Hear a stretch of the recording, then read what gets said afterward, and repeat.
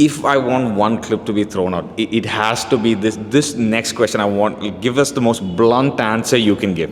Everything's dangerous. Okay, sneezing can be dangerous if you're weak. So that 20 kilo lift is not what hurt you. It was the 10 years of sedentary lifestyle that actually hurt you. So I see a lot of patients who go for walking and running and end up with low back pain, and then they quit. If you spend time in the gym when you're in your 40s, 50s, 60s, your 70s and 80s, you can stay out of the hospital, you can stay out of the ICU.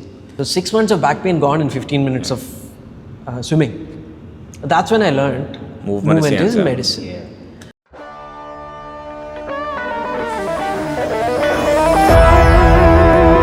This is episode 1 of Beyond The B.S podcast, where we go beyond the basic science and talk to experts in the field of health and fitness. Our idea with this podcast is to actually talk to leading experts in the field, not just from a purely influencer standpoint, but to get credible information from credible humans. Today we're joined by Dr. Louis George, who is an ortho, but is also a big advocate for strength training, and it is, in my opinion, one of the best pleasures we've had to have him as the first guest, because what he believes in deeply resonates with us. And I want to jump in. So Aditya question, the first one I want to ask is, as an orthopedic surgeon, as someone who sees individuals when they tend to get hurt, right? People have a fear of coming to the gym and lifting weights and believing that that's going to ruin their spine or their hip. What is your take on this? Should people avoid lifting weights? And what is the dangers if they do avoid it? Well, see, everything's dangerous. Okay, sneezing can be dangerous if you're weak. So the reason I say that is, I get a lot of patients coming to me saying, I didn't do anything, I was just brushing my teeth and I felt a sneeze coming on. I sneezed and then I caught my back and I couldn't move for 2 weeks afterwards. So you're not going to be able to stop sneezing. That's going to happen. You're not going to stop brushing your teeth. That's going to happen. And if you look at the general population now, their backs and cores are so weak that they can't even sneeze without throwing out their back. So you've got two options. You can continue to become weak as you get older, or you can get stronger so that you don't hurt yourself sneezing or lifting your child or picking up a bag from the floor. So not training is not an option. You've got to, life is not going to wait for you. If something falls, if your relative falls down, you are going to have to bend over, pick them up. Sure. If someone's giving you a heavy bag to carry into your own house, you can't say, okay, I'll wait for the loading workers to come. You'll have to do it yourself. Physical strength is essential, and if you want to prevent injuries, you have to train to have the strength to prevent injuries. So training is the only way to do it. Right. Yeah, you can't hurt yourself and then get surgery done. So suppose you are somebody who's got back surgery done, how are you going to prevent the next injury? Are you going to stay fragile? So being fragile is not an option. Because the one thing I always see is injuries. I think injuries are complex. They happen for a multitude of reasons, right? But the most common way is when the load imposed is greater than the capacity you can handle. Yeah. Right? Yeah. So in my opinion, because I bent my spine, I got hurt. So I should not do it ever again. Yeah. So that's the fallacy there, because that injury that you had when you picked up a weight, maybe it was 20 kilos, that didn't happen on that day. It's been building for a long time. So for example, if you've been sitting in a chair for 10 years, your hips are used to this 90-degree flexion and your iliopsoas is tightened, and because the iliopsoas is tightened and your core is weak, your glutes are inhibited. And now when you lift a weight off the floor, you're not going to be using your hips to lift the weight, you're going to be using your erector spinae, the muscle. Exactly. And now the spine is not fully stabilized, it's an imbalanced pull. When you have a balanced pull that can stabilize the spine under load, you are safer. So that 20 kilo lift is not what hurt you. It was the 10 years of sedentary lifestyle that actually hurt you. It made you more susceptible to an injury. So normally 20 kilos is nothing. You should be able to lift 20 kilos from any angle, from any place. but if that hurt you, then you've done something wrong. It's not the fault of that 20 kilos. That makes a lot of sense.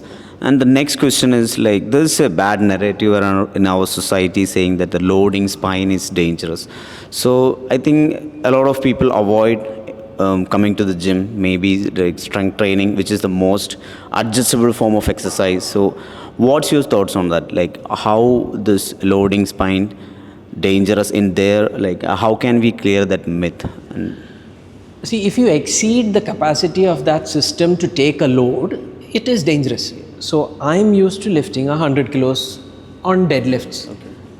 It's if I'm playing within that limit, I'm not going to get hurt. But if I'm exceeding that capacity by a huge margin, of course I'm going to get hurt.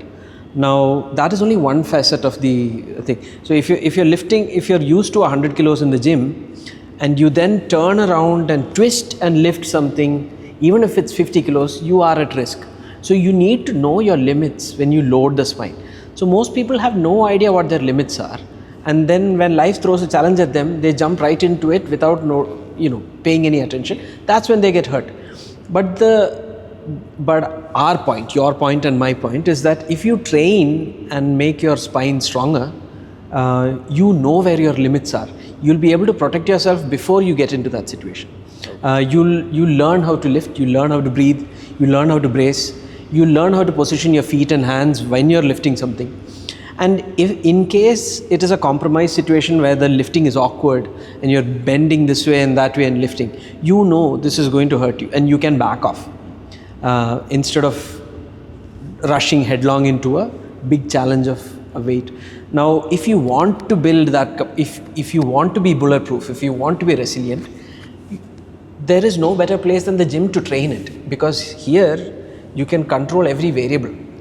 So you can control how much weight you're lifting, you can control how many times you're lifting, you're controlling which direction you're lifting from, you can watch your form in a mirror, you can have a coach looking at you while you're lifting, and you can then identify deficiencies in your movement pattern that you can then correct later on with accessory muscle training or stabilizer training in order to make you safer outside the gym. It's always so. Imagine you're a soldier and you're going to a war. You need to have training with simulated weapons in a safe environment before you're given a grenade or a gun. Yeah. So you'll start off with weapons that are not live. So this is a training ground for the life, real life outside. And I just want to jump here and ask you like a little more specific on one aspect is, so again, even when you come into the gym, the traditional like bodybuilding approach is like you don't bend the spine, you can load it through squats and deads. But the spine is also designed to rotate and flex laterally. Yeah. So right, is doing that inherently dangerous or is avoiding it inherently dangerous? So if you ramp up the load properly, yeah, of course, there's a hierarchy in which you can apply the load. So the braced spine, which is neutral, is the safest way you can load the spine. And under load, it's best not to twist and turn too much. But again, it depends on how much capacity that person's got. So if that person has good capacity to stabilize the spine under load, they can bend and twist under load. But in general, loading and twisting and turning and changing the angle of the spine is dangerous. If you train for it, it'll be easy. But you would want to train for it. You have to train for it. Right? So that's the point. You can't say I'm going to train only in the braced neutral position. Yeah, exactly. You have to train the other. You have to train the twisting. You have to train the lateral flexion. And of course, you'll have to start off without load then sub-maximal load, and then exactly build onto that. And the maximal load in a flexed position or a torqued position is going to be necessarily less than the neutral and the braced position. Absolutely. Obviously. Yeah. So the next question is about like while we were young, we all were very active, right? എൻ്റെ childhood ആണെങ്കിലും തന്നെ ഞാൻ അത്യാവശ്യം നന്നായി active. I think it's applicable for everyone. So, what are the major changes that a person would feel when they becoming a sedentary lifestyle, like let's say ഒരു corporate segmental work ചെയ്യുന്ന ആൾക്കാരാണെങ്കിൽ, and is there any specific changes that you could feel, either maybe hip-ൻ്റെ ആയിക്കോട്ടെ, അതെ, hip or like anything shoulder related or hip related, and that we can easily identify or test, like or is there anything something like that? So pretty much every problem I see in the orthopedic clinic is because we're sedentary. So you might see the usual road traffic accidents with fractures, and all of that is different. I'm talking about chronic musculoskeletal pain. All of the chronic musculoskeletal pain is because of the sedentary lifestyle that we're seeing right now. So you said you had a very active childhood. I had a very sedentary childhood. I got active only after I became an adult. Most of our sedentary lifestyle starts in school. If you look at school, you're starting at 8 a.m. or 9 a.m. and you're finishing at 3 a.m. Children are not designed to be sitting in chairs and and even going to school is now by bus or by car or by a bike. And what you'll see in a sedentary person, you'll see flat feet. You'll see the feet turning externally rotated feet. You'll see the pelvis dumped forward. You'll see the stomach pushed forward. You'll have the shoulders hunched forward. You'll have the chest neck where you have the chin pushed forwards. You'll also get glasses. So this is why I have glasses, because I spent all my time with my nose buried in books when I was in school and I was a child. And being sedentary is kind of a vicious cycle, because you get sedentary, you get weak. Once you get weak, you are less prone to go out and play, because when you go out and play in a group, you're going to be picked last in the team. Nobody wants to. So now you'll stay at home, and you'll spend more time on the video games and the phone, because there you can win. So it becomes a vicious cycle. And as you get older, as a child you don't feel it much, because your body repairs itself much faster.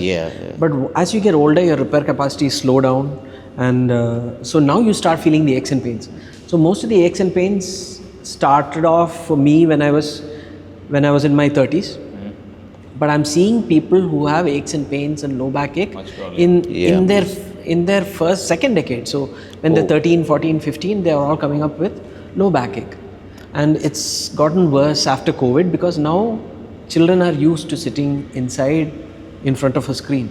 So the sedentary lifestyle is it's very easy to see. You can see that actually you can't see them, because the entire population is the same. So now people who are not sedentary look abnormal, and the common look is that. And also, like, one thing I want to address this here, like you mentioned, this sedentary lifestyle or a long sitting hours, will it leads to managing their center of mass poorly when they want to become like less strong, less movers? And yes. Is that movement competency affected by this sedentary lifestyle? Like? So most of the issues seem to come from the hip, because the body is very good at adapting to whatever situation you put it in. True. So if you put somebody in a chair for 10 hours, the body becomes very good at keeping their hip at 90 degrees. Now this leads to a shortened hip flexor, and it leads to a lengthened I heard about the same stuff by Kyle Dobbs from Compound Performance. So he was talking about that forgetting or like becoming a less competency in the hip extension component for the people who are like sitting hours and hours. So what kind of exercise program or what kind of movement patterns will be beneficial for the people who wants to improve their time? What can they do with that little time? That would you recommend? So I'll tell you what they do now. They'll go from sitting in the chair in the office, they'll go from there to they'll start going running, which is the worst thing you can do, because they're overweight, they don't have any hip extension, and each stride of theirs, if you're placing your foot and then you're kicking that foot back, you need to go from 90 degrees to 180 or 190 degrees of hip extension. and they don't have that capacity. So each time they kick back, the spine is going into lumbar hyperextension. This is where they end up with low back kick. Now, even if we are talking about walking, going for a walk, even walking needs extension at the hip. And because the hip is not capable of extension, the spine has to take load. So I see a lot of patients who go for walking and running and end up with low back pain. And then they quit. They quit and they continue getting more and more sedentary. Funnily enough, jogging doesn't seem to have a problem because there is no hyperextension at the gym. It's the knee and the Yeah, so walking is a problem, running is a problem, but jogging seems to be okay. But if they can interrupt their jogging or if they can interrupt their running, if they can break it up into bits and pieces so that you don't put too much of a load on the lumbar spine, you generate fatigue in the lumbar spine, that is where the problem is. So just like we do in the gym where we work and then we rest and then we work, so you have to do cardio in sets. Yeah. That's one way to do cardio. But my personal favorite, when you want to lose weight and when you want to get healthy, when you're coming off a long period of sedentary lifestyle, come to the gym. Because the environment is controlled, the number of reps are less, and the load is managed. That is how you. So you would have to stick to the basics. You'll have to start training the posterior chain. Yeah, absolutely. Yeah. So for somebody who spent a long time in a chair, you have to start with the posterior chain. Now, if they're doing that without supervision, they come to a gym, they're going to look at the mirror and the entire anterior chain is going to get hypertrained again, which is going to make the problem worse. Because one of the most common things, so whenever someone comes with backaches, I usually deal with people that have like issues in terms of pain. One thing I've realized is, lower back, the pelvis is just dumped forward, right? And the lower back is just leveraged because of the pelvis's position. Yeah. When you teach them how to use their hamstrings to pull it back down and teach them that the pain they're feeling is essentially a movement skill they've kind of forgot to learn how to control their pelvis, you teach them how to do it, and then you say this is how you then now build capacity. Like basic, like 99% of the people we met here don't understand, have no hamstrings. Yeah, so it's the ability to stabilize the pelvis and the spine. Having a pain is good because it gives you a signal that you're going outside your tolerance. So if you can learn to stabilize your spine and eliminate the pain while under load, it means you're doing something right. So having the pain there is good because now you know what to do and what not to do. The hamstring, you might have noticed that they have tight hamstrings. Yeah. They're not very flexible either. No. So these hamstrings are not strong. Yeah. They're not long either. Yeah. So ideally, you know, when you think about it, you'll think, okay, it's tight, so it must be strong. No, they're tight and weak. Weak, yeah. So they're stronger, and training somebody to stabilize their core better is the best way to fix somebody's back pain. Personally, I had a really bad episode of back pain when I was 20. And that's the first time I got a spine x-ray. And when I got the x-ray, I was told by my college, I was still studying in college at that point, and they told me I have spina bifida. Spina bifida is technically a split spine. So once I heard that diagnosis, I became paralyzed. Oh, okay. So I've been running around and doing everything I wanted till I got the x-ray. Once I got the x-ray, now it's hit my head. Yeah. And now I've decided that I'm disabled. And I stop exercising, I stop moving, and the pain gets worse. And 6 months after this diagnosis has been made, I am now confined to bed. Okay. So the more I rested, the worse I got. So it got to a point where I was almost suicidal. Because the pain, absolutely. So then I thought, okay, I've got nothing left to lose. So one of my friends called me, come swim. We're going swimming, join us. I didn't know how to swim. So I thought, okay, maybe if I swam and I drowned myself, this problem will finish. So I went there and I swam. I didn't swim. I tried to swim. Yeah. All I spent was 15 minutes in the pool. I got out and I had no back pain. Back pain, right? So 6 months of back pain gone in 15 minutes of swimming. That's when I learned movement is medicine. And after that, life's been different. And this is, if I want one clip to be thrown out, it has to be this next question. I want, give us the most blunt answer you can give. Whenever anyone you pick off the street and you have them like check their like discs, they might have zero pain, but most people have some amount of bulging or some amount of this thing, right? Everyone will have some semblance of that happen. Should they use that because, let me like rephrase it very clearly. People that come here says, I have slight bulges, you see. In my opinion, MRIs you do it, everyone shows some degree of bulging in the spine. Should they stop moving or should they keep moving? They have to. Exactly, keep right? Moving. So I tend to order close to 5 to 10 MRIs a day. Okay. Lumbar spine. I see one normal lumbar spine in a year. So that's how common the lumbar spine disc bulges are. Most of the time, the disc bulges that you see aren't correlated with the symptoms they have. Yeah. The pain of nerve compression mimics pain of musculoskeletal origin also. So people get confused. You can have a pain that is termed sciatica. But sciatica can be neurogenic or it can be musculoskeletal. It depends on how the fascia is being stretched. It depends on which muscle is in spasm. It depends on which muscle has been tightened and never loosened again because some old injury.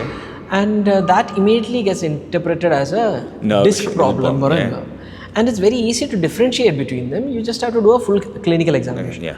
But people tend to look at the MRI result and pronounce themselves sick.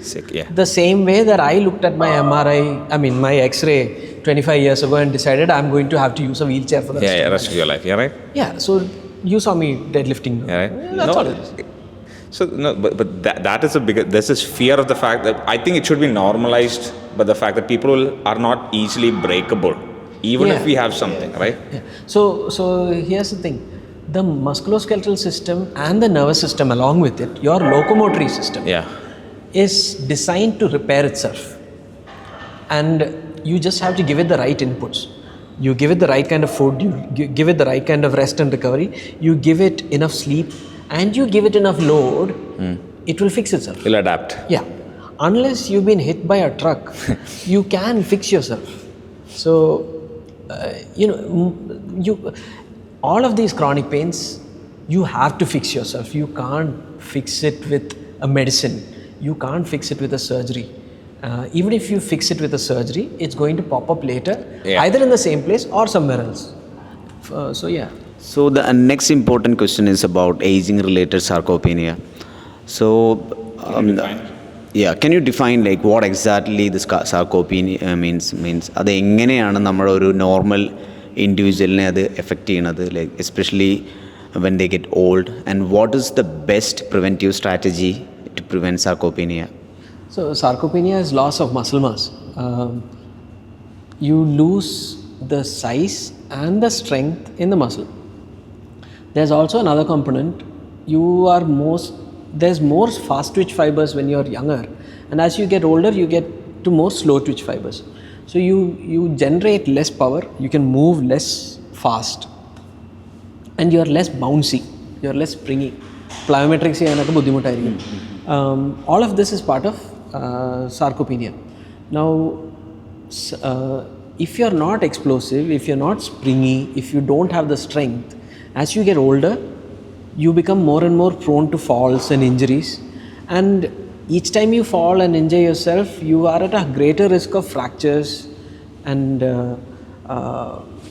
you are less resilient. You become more fragile as you get older. So the more muscle mass you carry into your old age, the better it is. The muscle mass is not just protective against musculoskeletal injuries from a fall. It also prevents degeneration of your joints. It Do you have a question? So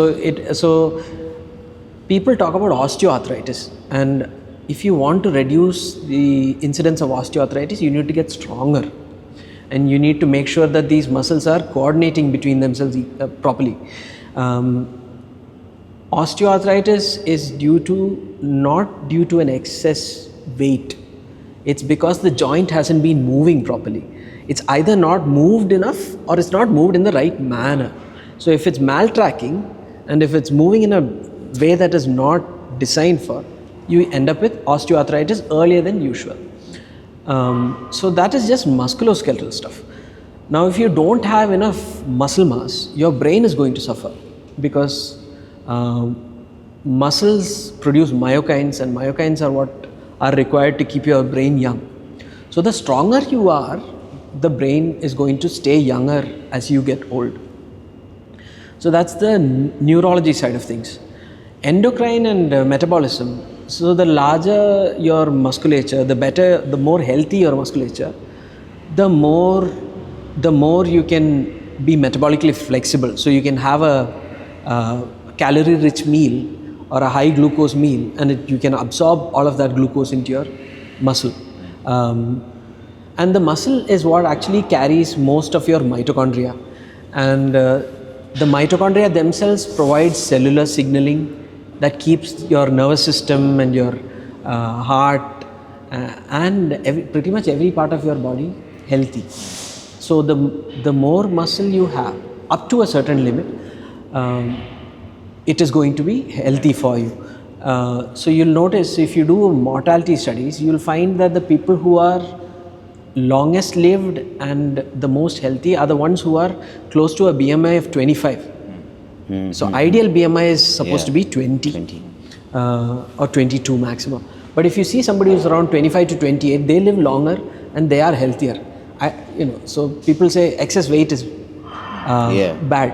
But if that excess weight is from muscles, it is going to help.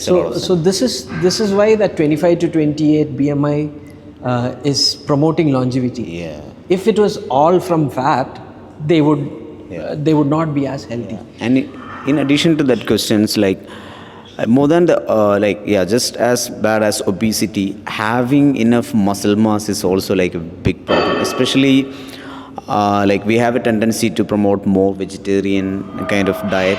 So that having not consuming enough protein source can also lead into this kind of sarcopenia. Like, is that speed up the sarcopenia? Yeah. Right? So you will get protein from a vegetarian source, but it's just that it's a lot more difficult to build your protein from plant protein. It's a lot more difficult. You can do it, but it needs a lot of calculation and it needs a lot of planning. It's a lot easier to just have non-vegetarian food sources.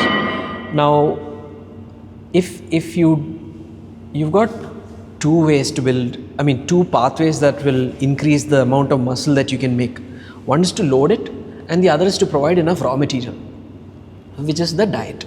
So if you do both together, you get a better result. Now, when it comes to vegetarians, if they're relying on just natural vegetarian food, all of these protein sources that the vegetarians use as a natural source, they also come accompanied with a good amount of carbohydrates that we are going to find difficult to burn out with a sedentary lifestyle that we have now.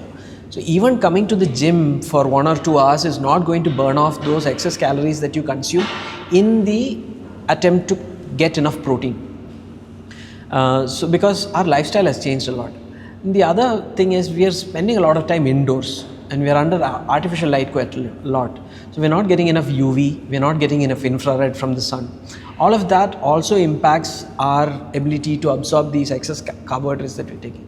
So once upon a time, vegetarian food used to be healthy when we were spending a lot of time outdoors and we were a lot more active. So we would have a lot more low intensity work. So you'd be walking everywhere or you'd be cycling everywhere. Most of your household chores were done physically. We don't have that. So in the lifestyle that we used to have 50 years ago, the vegetarian diet would have been okay. But now with the environment we have, it is a lot more difficult to stay healthy. The analogy I talk about is if you want to build a car from the ground up, you go to a car scrapyard. Yeah. You go to a car scrapyard and you get the scrap material from a car scrapyard. But you can't go to a cycle scrapyard and build a car. You can do it, but it's going to be a lot more work to build a car out of a cycle. You need the resources. You need the components. I want to jump into a question based off of this. So, just straight up to the point. What are your thoughts on protein supplementations through things like whey protein for people who have this limitation in their diet? I don't think we have another choice. It has to be done. So if you've got moral and ethical considerations against having non-vegetarian food, you should supplement with a plant protein source or a whey protein source. And even non-vegetarians will find it difficult. Once they get to that level of training, they will find it difficult to eat that much meat and eggs to support their training. So there, even non-vegetarians might need a protein supplement. But if you target it properly, you might be able to get away with the minimal. So for example, if you're using branched chain amino acids in a vegetarian diet, they might be able to extract more of the protein that they get in their vegetarian sources than otherwise. So No, absolutely, because there is this like protein powder, it's inherently bad. I think it's a fallacy because if you get it from the authentic source, it is probably the easiest and most convenient way for someone to get it into their system. Yeah. Right? Yeah. So personally, I would prefer to take most of my protein as real food. But if I can't reach that target, I will go for a supplement. So for example, I supplement with collagen because not enough of my diet has natural collagen in it. I will use creatine because not my natural diet doesn't have enough creatine to support. So yeah. And the last question I have on like this conversation, I want to just, especially when people get older, they might not have the capacity, but I think it is still important for them to come. Like, what are your thoughts on someone in their 60s who's never lifted weights before? If they come to a gym environment and they train appropriately, do you think that is beneficial or detrimental? It's beneficial. Right. So, if I had my way with health policy, I would make gym training mandatory for everybody above 40. Because if you spend time in the gym when you're in your 40s, 50s, 60s, your 70s and 80s, you can stay out of the hospital, you can stay out of the ICU. So yeah, you have. So this is what I'm trying to do. I'm trying to get my patients to join gyms. I don't want you to go and get a health insurance. You're spending 25,000. If you're younger, you're going to spend roughly 25,000 per year on your health insurance. Why wouldn't you spend that money on the gym and then be healthier later on? Anyway, by the time you pass 50, the insurance companies are going to hike your premiums. Wouldn't you rather trust yourself to build your own health rather than trust these health insurance companies to back you up when you're sick? And എൻ്റെ ഒരു last question എന്ന് പറഞ്ഞാൽ about regarding this mobility and stability, which is going to be a slightly controversial one, I feel. ഒരുപാട് ആളുകൾ പറയും നമ്മൾ യോഗ ചെയ്താൽ mobility കൂടും, അതല്ലെങ്കിൽ സ്റ്റെബിലിറ്റി കൂടും എന്നുള്ളത്. But this mobility and stability is actually a trainable outcome because what I found that the mobility or stability required for yoga is totally different from a mobility and stability required from a maybe a 100 kilo squat, and it is very highly task demand specific, right? So how do we phrase it in a better way, saying that the task demand actually needs a specific and another set of mobility work, and what is your thoughts on it? So see, mobility and stability exist on the opposite ends of a spectrum, and depending on your lifestyle, you have to decide where you want to place yourself on that scale. So if you're somebody who wants to be a good yoga practitioner, mobility helps, and if you're going to go for yoga championships, the way they're being held right now, the more hypermobile you are, the better it is. It's not good for your health. Yeah. So being a yoga champion is probably not good for your health, the way it's being done right now. And the same way, if you want to be a powerlifting champion, you have to be extremely stable. But it's again not good for your health. Yeah. In the middle of that spectrum is where you need to, and that will depend on how each person's lifestyle is. So for example, I would prefer more stability than mobility. I have enough for my daily life. Exactly. So I should be able to squat without support, flat on the floor, with my heels flat on the floor, ass to grass. That is my basic requirement for mobility. And I should be able to dead hang with ease for a minute. That is also grip strength. But yeah, it shouldn't cause any pain in my shoulders. Yeah, understood. I should be able to twist and turn. So that is my mobility requirement. If I'm serious about my jiu-jitsu training or wrestling, then I need a lot more mobility. Yeah. So you've got that spectrum, and you need to decide where you are. Most people need to be in the middle. So when a patient comes to me with joint injuries, the first thing I have to look for is, are they hypermobile? If there are some people who are extra flexible, that's almost pathological. Those people are going to be more prone for injuries, and those people, I would say, don't go for yoga, come to the gym. And for people who are excessively rigid, I would ask them to spend more time. So you've got to get people to the center, closer to the center than to sit at either extreme. But again, if somebody wants to go extreme, let them. So somebody whose whole life is yoga, and they've made the conscious choice of being very flexible, do that. Yeah. But that will not work for a gymnast. True. Exactly. Yeah, that's very highly task specific, right? Yeah. So it depends on what you want out of life. Correct. And that is, but you have basic requirements. No? So even in your 70s or 80s, if you're able to do an ass to grass squat, you're good. True. Even in your 70s or 80s, if you're able to carry half body weight in each hand and walk, that's a good thing. So you need that much stability. So if somebody is hypermobile and can't carry that much weight, that's a problem. So you need to set goals early on in life so that later on you don't suffer. Anything else? I just want to take this opportunity to say thank you for talking to us, because ever since the first time we met, we were extremely happy to see someone that thinks outside of pure theoretical application, seeing the world, how it should function, right? And that there are many ways to rectify an issue, and some are more sustainable and more valuable than others. This is probably the first episode. We probably want to have you on for another few episodes, just to flush through things and build up more ideas. But again, I want to say thank you for this thing. The first episode of Beyond the Basic Science podcast, Beyond the B.S. podcast, as we like to call it, right? My apologies. Oh, God. God damn it. Sorry about that. Is that okay? No, again, like I was saying, I want to say thank you for your time. Thank you for dropping by today. And where can people find you, and what are the resources that you provide that people can reach out to you, or how can they find more about what you've written or said? So I'm on Substack and I'm on YouTube. You can search for Louis George, Louis George on Substack and YouTube, and you'll find me there. I also have a consultation every afternoon in Panampilly, Nagar, quite close to your place. It's in a clinic called Lorem. Okay. I don't see a lot of patients. I see only 4 or 5 a day. And yeah, so that's... Oh, Anyway, thank you so much. Thank you so much for your time,